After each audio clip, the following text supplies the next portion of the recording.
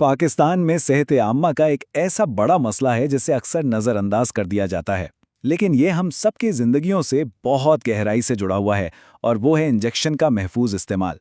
یہ ایک ایسی حقیقت ہے جس کے بارے میں جاننا ہر ایک کے لیے انتہائی ضروری ہے۔ ذرا اس عدد پر غور کیجیے، 8.5۔ یہ پاکستان میں ہر سال ہر ایک شخص کو لگائے جانے والے انجیکشنز کی اوسط تعداد ہے۔ یہ تعداد خود ہی کافی حیران کن ہے نا؟ لیکن اصل تشویشناک بات کچھ اور ہے، اور وہ ہے یہ عدد 90%۔ ان میں سے 90% انجیکشنز میں سرنجوں کو دوبارہ استعمال کیا جاتا ہے۔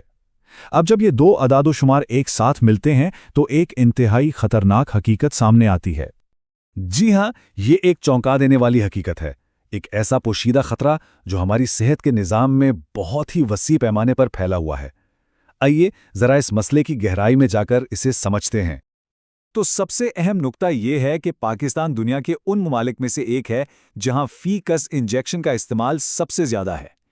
یہ صرف ایک سٹیٹسٹک نہیں، بلکہ اس بات کی نشاندہی کرتا ہے کہ مسئلہ کتنا بڑا ہے اور اس پر قومی سطح پر توجہ دینا کتنا ضروری ہے۔ لیکن سوال یہ پیدا ہوتا ہے کہ انجیکشن کا اتنا زیادہ استعمال آخر خطرناک کیوں ہے؟ اس خطرے کی اصل وجہ کیا ہے؟ آئیے اس بات کا جائزہ لیتے ہیں کہ اصل مسئلہ کہاں چھپا ہوا ہے۔ اصل اور سب سے بڑا خطرہ صرف اور صرف ایک چیز سے ہے: سرنجوں کا دوبارہ استعمال۔ یہ ایک انتہائی غیر محفوظ عمل ہے جو ہیپیٹائٹس بی، سی اور HIV جیسی جان لیوا بیماریوں کے پھیلاؤ کا سب سے بڑا ذریعہ بنتا ہے، جس کے نتائج واقعی تباہ کن ہو سکتے ہیں۔ تو پھر اس مسئلے کا حل کیا ہے؟ ایک محفوظ انجیکشن کو آخر یقینی کیسے بنایا جا سکتا ہے؟ اچھی بات یہ ہے کہ اس کا حل موجود ہے، اور اس میں طبی عملے اور مریض دونوں کا کردار بہت اہم ہے۔ آئیے پہلے دیکھتے ہیں کہ طبی عملے یعنی ڈاکٹرز اور نرسز کی کیا ذمہ داریاں ہیں۔ ان کے چند بہت ہی سادہ اقدامات مریضوں کی زندگی بچا سکتے ہیں۔ طبی عملے کے لیے محفوظ طریقہ کار بالکل واضح ہے۔ سب سے پہلی بات تو یہ ہے کہ اگر دوا گولی یا شربت کی صورت میں موجود ہو تو انجیکشن سے گریز کیا جائے، اور اگر انجیکشن ضروری ہو بھی تو ہمیشہ آٹو ڈسٹرکٹ سرنج استعمال کی جائے، اور نیا پیکٹ ہمیشہ مریض کے سامنے کھولا جائے۔ اور آخر میں استعمال شدہ سامان کو محفوظ طریقے سے ٹھکانے لگانا بھی انہی کی ذمہ داری کا ایک اہم حصہ ہے۔ اچھا، تو یہ آٹو ڈسٹک یا ڈسپوزیبل سرنجیں ہوتی کیا ہیں؟ دراصل یہ وہ سرنجیں ہیں جن میں آٹو لاک یا آٹو بریک جیسی خاص ٹیکنالوجی استعمال ہوتی ہے۔ اس کا مطلب سیدھا سا ہے کہ ایک بار استعمال کے بعد یہ خود ہی ناکارہ ہو جاتی ہیں، جس سے ان کا دوبارہ استعمال بالکل ناممکن ہو جاتا ہے۔ اب بات کرتے ہیں مریض کے کردار کی۔ صحت کی حفاظت صرف طبی عملے کی ذمہ داری نہیں، بلکہ اس میں مریض کی اپنی آگاہی بھی بہت بڑا کردار ادا کرتی ہے۔